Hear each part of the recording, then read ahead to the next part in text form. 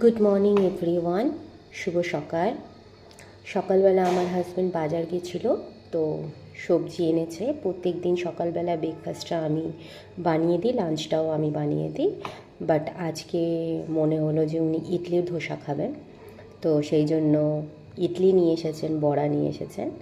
তো সেটাই হলো আমার হাজব্যান্ডের ব্রেকফাস্ট। আর আমার বাবুকে মানে আমার ছেলেকে আমি একটু ডিমটাকে গুলে একটু ডিম টোস্ট মতো করে দিলাম, যেটা টমেটো সস দিয়েও খেয়ে নেবে।